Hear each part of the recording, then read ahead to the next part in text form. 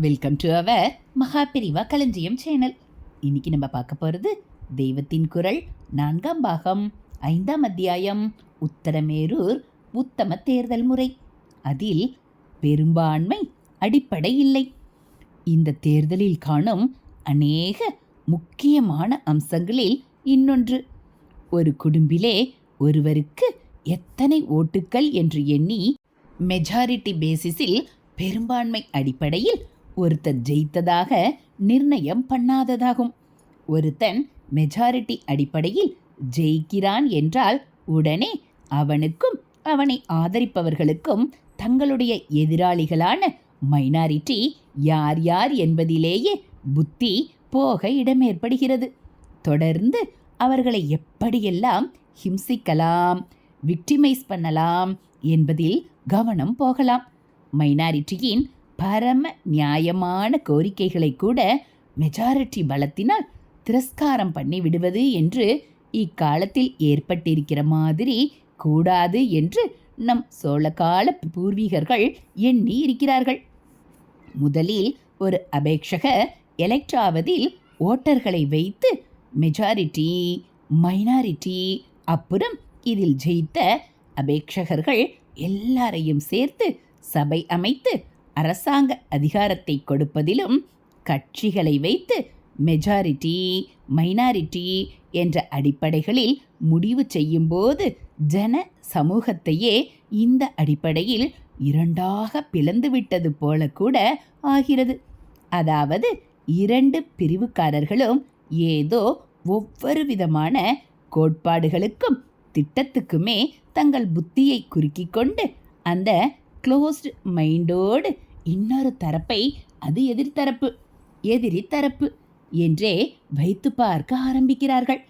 மைனாரிட்டியின் தர்ம நியாய கோரிக்கைகளையும் மெஜாரிட்டியினரான அரசாங்கத்தினர் ஆட்சேபிக்கிறார்கள். இவர்களும் அவர்களுடைய ஆட்சியில் என்ன நல்லது நடந்திருந்தாலும் அதை ஒப்புக்கொள்ள மறுத்து எப்போது பார்த்தாலும் குற்றம் கண்டுபிடிப்பதும் குறை சொல்வதுமாகவே இருக்கிறார்கள். அதனால்தான் அந்த சோழர் காலத்தில் யோகியதாம்சங்களை திட்டவட்டமாக தீர்மானமாக வைத்துவிட்ட பின் அப்படிப்பட்டவன் மெஜாரிட்டி பெற்றானா மைனாரிட்டி பெற்றானா என்ற வீண் சண்டைகள் கிளம்ப இடமில்லாமல் குடவோலை முறையில் தேர்ந்தெடுக்க பண்ணினார்கள். அப்புறம் எலெக்ட் ஆகிற எவனாவது தப்பாக நடந்தாலும் அவனுடைய அதிக்கிரமம் ஆழ ஊன்ற முடியாதபடி பதவிக்காலம் ஒரே வருஷம்தான் என்று வைத்தார்கள். இந்த ஒரு வருஷத்துக்குள்ளேயும் கூட ஒரு மெம்பர் குற்றம் பண்ணியதாக தெரிந்தால் உடனே அவனுக்கு பதவி நீக்கம்தான். வாரியன் செய்யா நின்றாரை அபராதங் கண்டபோது அவனை எழுத்துவதாகவும் என்று கல்வெட்டு சொல்கிறது. ஹரஹர சங்கர, ஜெய ஜெய சங்கர. அடுத்து சந்திர சூரியர் உள்ளவரை தங்கள் ஊர் நிர்வாகத்தில் தப்பானவர்களின் ஆதிக்கம் போய் நல்லவர்கள் வளருவதற்காக மேற்படி சாசனம் உருவான வருஷத்திலிருந்து சந்திர சூரியர்கள் உள்ள அளவும் இம்மாதிரி குடவோலை அமைப்போம் என்று சாசனம் முடிகிறது. இப்பரிசே இவ்வாண்டு முதல் சந்திராதித்வத்தென்று நங்கிராமத்துக்கு அப்பியுதயமாக, அப்பியுதயம் என்றால் க்ஷேமாபிவிருத்தி, துஷ்டர் கெட்டு விசிஷ்டர் வர்த்திப்பதாக, அதாவது உயர் மக்கள் வளர்வதற்காக விவஸ்தை செய்தோம். உத்தரமேரூர் சதுர்வேதி மங்களத்து சபையோம் என்று முடிகிறது. துரதிருஷ்டவசமாக இம்மாதிரி குடவோலை தேர்தல் முறை அவர்கள் ஆசைப்பட்ட மாதிரி சாஸ்வதமாக நீடிக்காமல் போய்விட்டது. சபையோம் என்றால் சபையோரான நாங்கள் என்று அர்த்தம். அதாவது மேற்படி சாசன விதிகளை ஃப்ரேம் செய்தவர்கள் முடிவில் கையெழுத்து போடுவது போல் தங்களை தெரிவித்து கொண்டிருக்கிறார்கள்.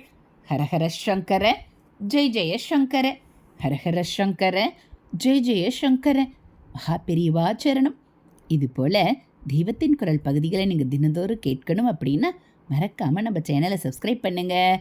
கூடவே பெல் ஐக்கானையும் கிளிக் பண்ணி ஆளுங்கிற பட்டனையும் அழுத்திடுங்க.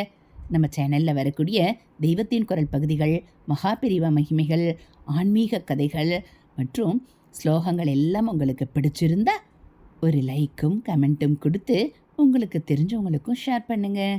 தேங்க்யூ.